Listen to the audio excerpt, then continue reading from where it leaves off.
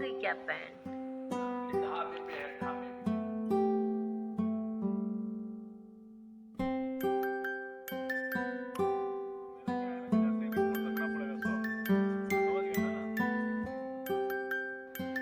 Guys, welcome back to my channel Harshu की life.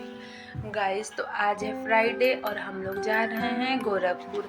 मैंने सोचा कि अपना ब्लॉग यहीं से शुरू कर दिया जाए और पूरे गोरखपुर का जो भी हमारा होगा वो आप लोगों के साथ शेयर करेंगे। सो मैंने आज शाम से अपना ब्लॉग शुरू किया है और अभी हम लोग जल्दी अभी बज रहे हैं 2:30 या 3। तो मैंने सोचा कि अब पैकिंग कर रही हूँ तो थोड़ी सी आप लोगों से बात कर ली जाए।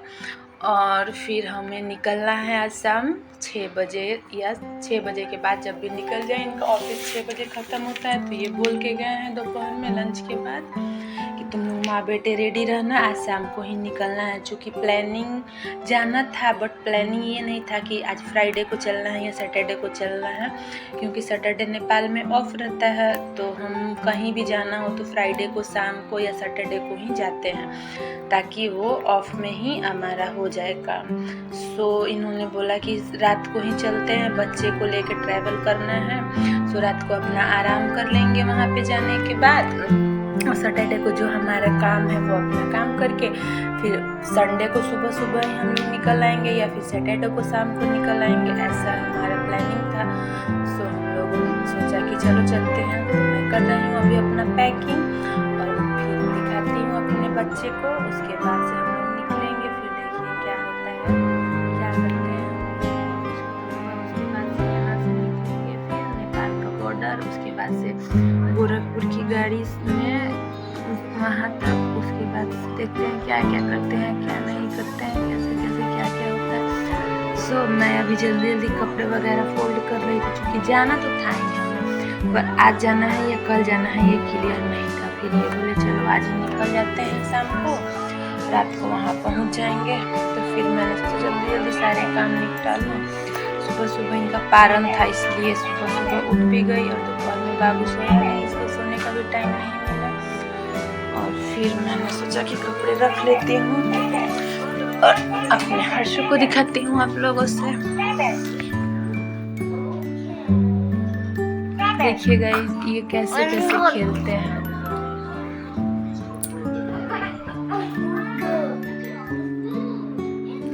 अच्छा हेलो गाइस कर दो बेटा।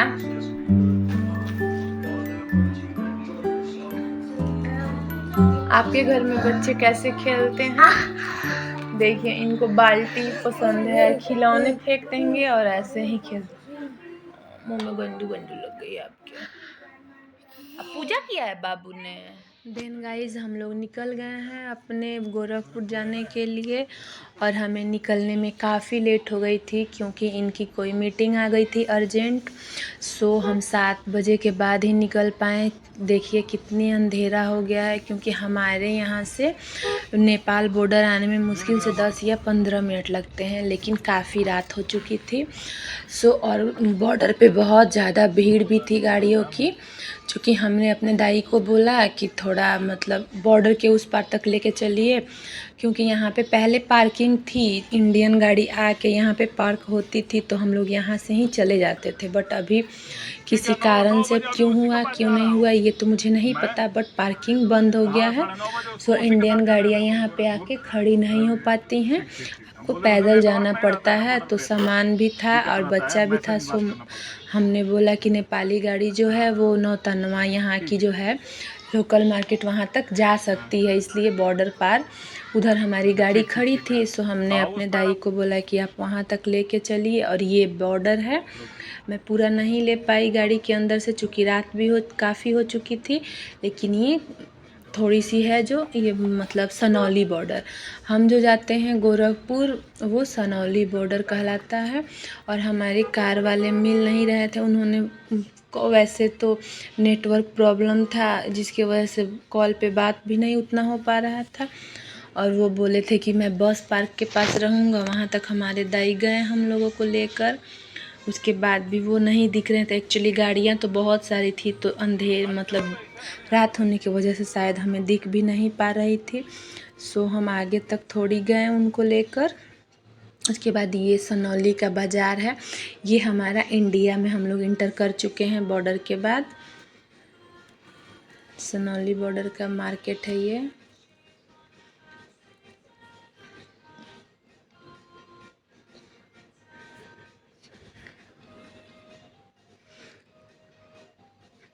फिर यहाँ धीरे धीरे स्लो स्लो हमारी गाड़ी चल रही है, ताकि अपनी गाड़ी हम लोग देखते चले कौन सी हमारी वाली गाड़ी है।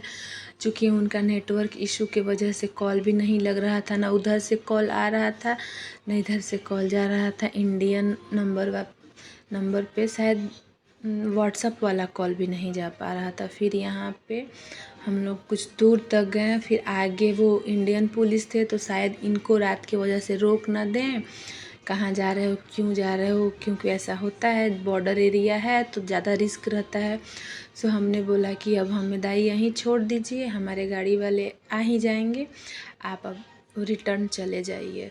सो यहाँ के थोड़ी देर आगे जाने के बाद हम लोग अपने इंडिया में बॉर्डर के पास, हमारी गाड़ी को हमने बोला था यहाँ पे खड़े होने के लिए, लेकिन नहीं वो रात हो गई है और नेटवर्क की भी दिक्कत है। सो गाड़ी हमारी दिख नहीं रही है,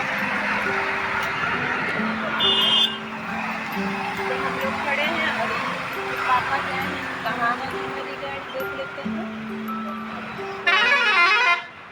हम लोग खड़े हैं यहाँ पे।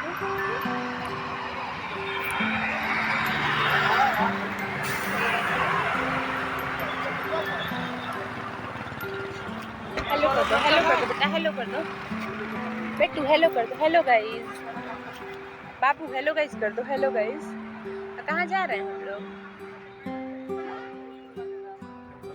फिर हमारे कार वाले आ गए और हम लोग वहाँ से चल दिए हैं गोरखपुर के लिए। और बाबू यहाँ पे थोड़ी सी मस्ती कर रहा है, पूरा रास्ते भर मेरे गोद में ही बैठ कर गए हैं ये। और इतनी ट्रकों की जाम थी कि क्या बताऊँ गाइस, 11 बज गए हम लोग को घर पहुँचने में। और यहाँ पे राधा कृष्ण की झांकी निकली हुई थी, ये कितने प्यारे प्यारे झांकी हैं और सारे लोग डांस कर रहे, राधा कृष्ण डांस कर रहे हैं। मैं थोड़ी सी रिकॉर्डिंग कर ली।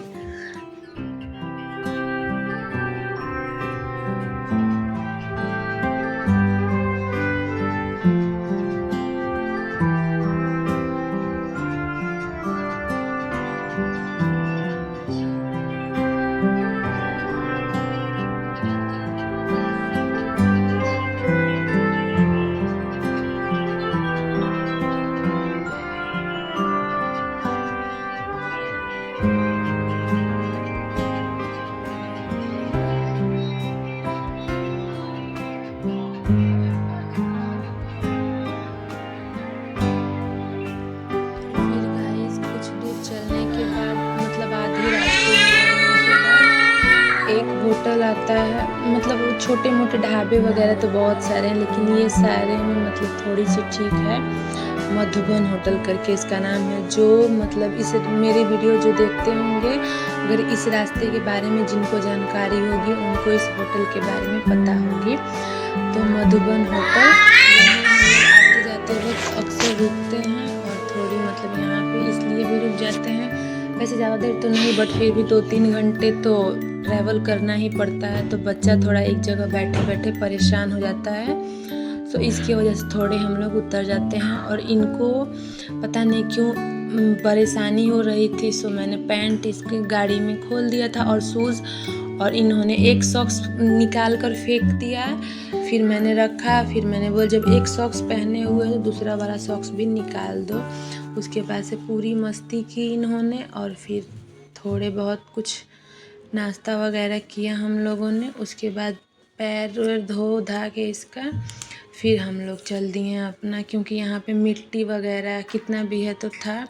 उसके बाद से खाली पैर खेल रहा है बाबू, शूज़ भी अपना इसने खोल दिया है, क्योंकि बच्चे इतने बदमाशी करते हैं और इनकी बात तो थोड़ी बहुत माननी ही पड़ती है, नहीं तो फिर इनका चिल्लाना शुरू हो जाता है। सो हमने इनके सॉक्स वगैरह भी खोल दिए थे, और पैंट तो मैंने कार में ही खोली थी, और अचानक से फिर रुकना पड़ा। तो अब इन्होंने बोला कि छोड़ो पैंट मत पहनाओ, फिर तो बदमाशी करेगा ही, या मौसी के ही घर पे जाना है, कौन सा कहीं जा रहे हैं, इसके वजह से हमने फिर छोड़ दिया और फिर इन्होंने थोड़ी बहुत मस्ती की और फिर हम लोग उसके बाद रात को बहुत मतलब लगभग सारे लोग सो गए थे। खाना खाने के लिए सारे लोग इंतज़ार कर रहे थे। हमने बोला कि हमें तो काफ़ी लेट हो जाएगी क्योंकि रास्ते में भी ट्रैफिक मिल गई बहुत। और नेपाल क्या है कि इंडिया से बहुत सारी ट्रकों में सामान वगैरह जाती हैं, तो इसकी वजह से जाम था पूरा। और फिर अगली सुबह हम लोग, वैसे तो हम लोग गए थे, कुछ और भी काम था, बट यहाँ पे आए हैं बेबी हब में और गोरखपुर के। और यहाँ से बाबू के लिए हमने बहुत ही प्यारे प्यारे कपड़े लिए। और यहाँ पे मैंने थोड़ी सी क्लिप्स रिकॉर्डिंग की है इस सेक्शन से। ये रेड वाली जो दिख रही है, ये एक ग्रीन वाली, और मैं आप लोगों को दिखा दूँगी घर जाने के बाद अच्छे से। और ये देखिए दादी के घर पे बदमाशी कर रहे हैं कैसे। इनको लेकर हम लोग चूँकि नहीं गए थे, ये बहुत परेशान करते हैं, और संभालने वाले हों तो लेके जाना बच्चे को नहीं चाहिए मार्केट में। यहाँ पे देखिए कितनी बदमाशी कर रहे हैं ये।